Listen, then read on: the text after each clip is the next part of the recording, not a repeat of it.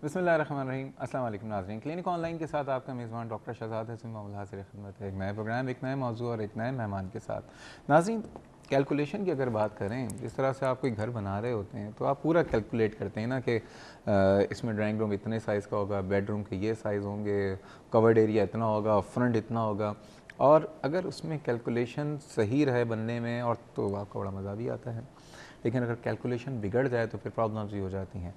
हमारे जो अल्लाह ताला ने जिस्म बनाया है ना, अल्लाह ताला तो क्या बात है, अल्लाह जैसा मैं कहता हूँ, अल्लाह ताला की जो कुदरत है, अल्लाह ताला की जो करिश्मा साजी है, वो तो कोई सोच भी नहीं सकता। हर इंसान को बनाया बड़ा कैलकुलेटेड बनाया हुआ है। एक वक्त तक जो है आपकी हाइट बढ़ती है, उसके बाद फिर ये होता है कि आपकी हाइट रुक जाती है। दिल, दिमाग का, फेफड़ों का, गुर्दों का, जिगर का, हर चीज़ का एक अपना एक साइज़ है। ऐसा नहीं है कि इंसान रुक गया लेकिन दिल का साइज़ बढ़ता चला जा रहा है, बढ़ता चला जा रहा है, दिल फाड़ के बाहर आ गया। ऐसा नहीं होता, कभी नहीं सुना होगा आपने। लेकिन बात सिर्फ ये होती है, अल्लाह ताला सही बना देता है। लेकिन इस दुनिया में जब सेहत है तो वहाँ पे कुछ बीमारियाँ भी हैं। आज हम बात करेंगे एक ऐसी जगह की जहाँ पे थोड़ी सी कैलकुलेशन में कभी कभार गड़बड़ आ जाती है, और कैलकुलेशन इस तरह से कि वहाँ पे एक स्वेलिंग हो जाती है, एक रसौली हो जाती है। और ये रसौली बेसिकली, आज मैं बात ख़वातीन का टॉपिक है, ज़नाना प्रोग्राम चलेगा आज, और हम बात करेंगे एक मशहूर ज़माना रसौली जिसको हम फाइब्रॉइड कहते हैं। अब सवाल ये पैदा होता है कि ये कैलकुलेशन में डिस्टर्बेंस क्यों हो जाती है। ये जो एक तरह की जो एक ट्यूमर है या रसौली है, ये क्यों होती है, किन लोगों को होती है, और जिनको हो जाए तो ये किस तरह का ट्यूमर होता है, इसके आउटकम्स क्या होते हैं, इसका इलाज है या नहीं है।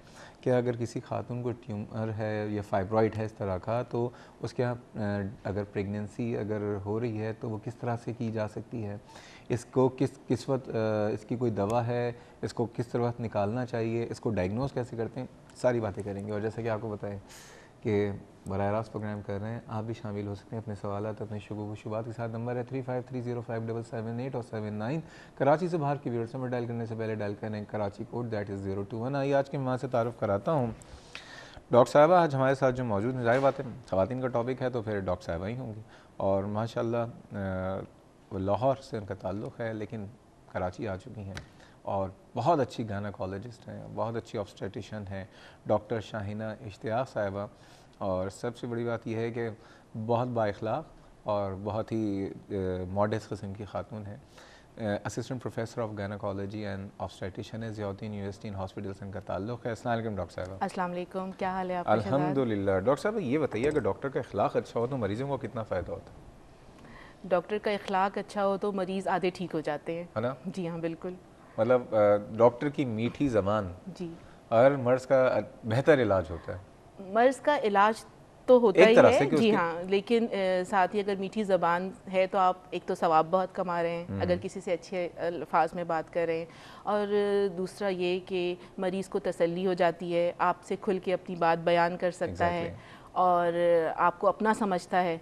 तो सिंपथी और एम्पथी जो हमें पढ़ाई जाती थी, वो दोनों चीज़ें आप एक अच्छे डॉक्टर के लिए ज़रूरी हैं। और वाकई मैंने देखा है कि अगर अच्छी तरह से बात करें तो आधी बीमारी मरीज़ों की दूर हो जाती है। तमाम जितने डॉक्टर हज़रात प्रोग्राम देख रहे हैं, उन तमाम डॉक्टर हज़रात से एक दरख्वास्त करूँगा। वैसे तो सारे डॉक्टर्स हैं माशाल्लाह, पेशेंट डॉक्टर रिलेशनशिप सबको पता ही है, लेकिन एक दरख्वास्त ये करूँगा कि जब आपके पास कोई आता है ना, वो खुशी से नहीं आता। कोई भी इंसान डॉक्टर के पास कभी भी खुशी से नहीं जाता, वो कोई तकलीफ़ लेके जाता है।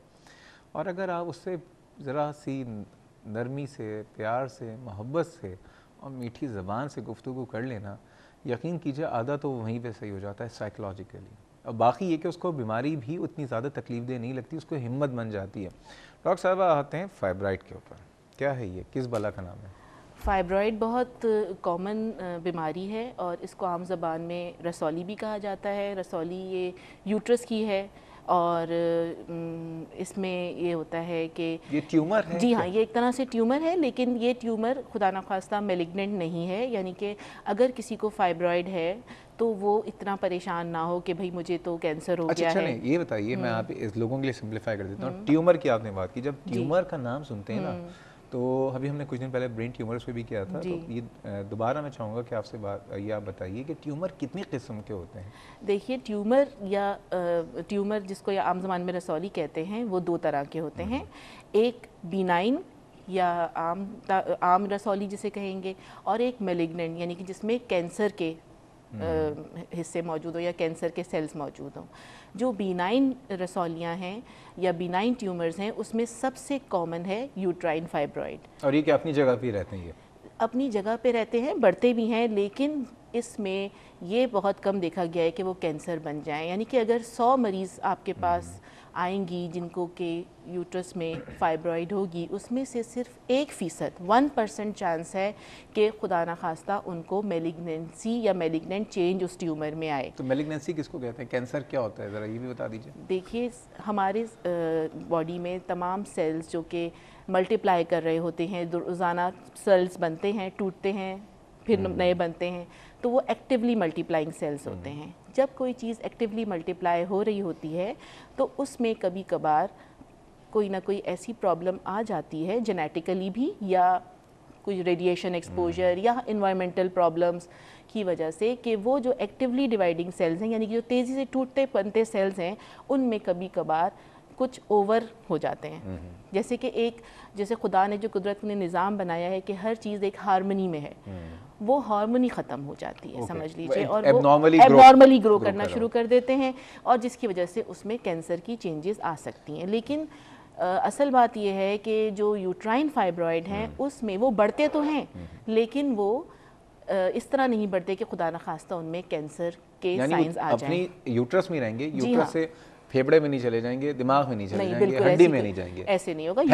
پھیلنے والے دور دور تک پھیلنے والے نہیں ہیں. یوٹرس کا سائز بڑھ سکتا ہے، خود بہت بڑھ کے اتنے بڑے بھی ہو سکتے ہیں جس طرح کہ ایک فل ٹرم پریگننسی کا سائز ہوتا ہے، اس طرح اس سائز کے بھی دیکھے گئے ہیں. اب یہاں پہ سوال پیدا ہوتا ہے ڈاکٹر صاحبہ کہ کیا ریزنز ہوتے ہیں فائبرائڈ کے، کن خواتین کو فائبرائڈ ہوتا ہے؟ دیکھیے یہ فائبرائڈ جو ہے یہ ایک ریپروڈکٹیو ایج گروپ کی بیماری ہے. یعنی کہ جو عورتیں جو کہ ریپروڈکٹیو ایج گروپ میں ہیں، یعنی کہ 20 سے 45 یا 40 سال کی عمر تک، جب تک کہ بچہ پیدا کرنے کی عمر ہوتی ہے، ان ینگ خواتین کو یہ بیماری بہت کامنلی ہوتی ہے.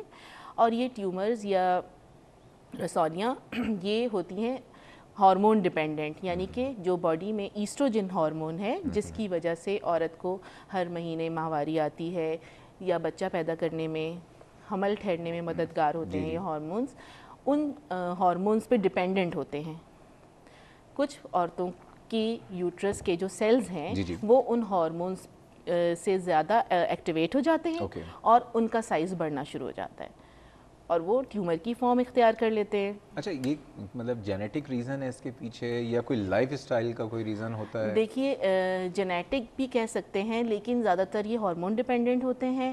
اور کچھ ریسز جیسے کہ افریکنز میں یہ بہت کامن ہے، اور ہمارے ہاں پاکستان میں اگر دیکھا جائے تو بلوچ عورتیں اور جو مکرانی عورتیں ہوتی ہیں، کیونکہ ان کا بھی کہتے ہیں نا کہ وہیں سے ڈسینڈنٹس ہیں، ان میں بھی بہت زیادہ کامن ہے. اور دوسرا ینگ ایج گروپ میں اور جن کے بچے کم ہیں. اچھا، یعنی کہ نلی پیرس کا مطلب یہ ہے کہ جن کا کوئی بچہ نہ ہو یا ایک یا دو بچے ہوں، ان عورتوں کو بھی یہ ٹیومرز کامنلی ہو جاتے ہیں. فیملی کے لحاظ سے بھی دیکھا جائے تو کچھ فیملیز میں بھی ہوتا ہے کہ ماں کو بھی ہے، بہن کو بھی ہے، لیکن یہ ایز سچ کوئی خاندانی بیماری نہیں ہے. اچھا ڈاکٹر صاحب، اگر آپ کی اجازت ہو تو ایک کالر شامل کر لیں. بالکل ضرور. بدر صاحبہ السلام علیکم. وعلیکم السلام. کیسی ہیں آپ؟ ٹھیک ہیں؟ ہاں ٹھیک ہے، اللہ کا شکر ہے. جناب مجھے ڈاکٹر صاحبہ سے سوال کرنا تھا. جی آپ پوچھیے.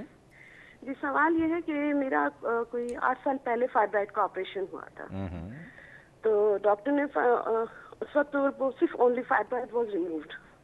اب دوبارہ مجھے فائبرائڈ کا پرابلم ہو گیا ہے اور it is about 7 centimetre. اور جو میرا پیریڈ جو سائیکل ہے وہ بھی جو ہے وہ ایک دم سے بند ہو گیا. تو اب اس کا کیا علاج ہے؟ آپ کی عمر کتنی ہے؟ I am 45 years. آپ شادی شدہ ہیں؟ جی ہاں، 2 بچے ہیں. 2 بچے ہیں. ڈاکٹر صاحب کچھ پوچھنا چاہیں گی؟ پہلے فائبرائڈ 8 سال پہلے جو نکالا تھا جی اس کے بعد پیریڈ صحیح آتے تھے؟ جی جی بالکل. اچھا، اور یہ پیریڈز ابھی بند ہوئے ہیں؟ جی ہاں، یہ مجھے سپٹمبر میں بند ہوئے ہیں. اچھا، ابھی 6 ماہ تقریباً ہونے والے ہیں. جی ٹھیک ہے. اس پیریڈز بند ہونے کے ساتھ ساتھ آپ کو کوئی اور مسئلے ہیں جیسے کہ جوڑوں میں درد، ہاٹ فلشز، گرمی اچانک لگتی ہے، پسینے آنا شروع ہو جاتے ہیں، اور ڈپریشن، اس طرح کی کوئی ساتھ میں ہے؟ ایسا کوئی پرابلم نہیں ہے. جیسے جن کو ہم مینوپازل سمٹمز کہتے ہیں، یعنی کہ سنیاس کی عمر میں جو پرابلمز ہو سکتے ہیں، وہ نہیں ہے کوئی بھی؟ ابھی صرف ماہواری بند ہوئی ہے؟ सिर्फ माहवारी बनती है। ठीक है जी। बदर साहिबा, बहुत शुक्रिया आपके सवाल करने का। अभी डॉक्टर साहिबा से सवाल का जवाब लेते हैं और बाकी जितने लोग कॉल कर रहे हैं आपके सवालों का जवाब भी देंगे, फाइब्राइड पे भी बात करेंगे, लेकिन जा रहे हैं छोटे से ब्रेक पे, हमारे साथ रहिएगा।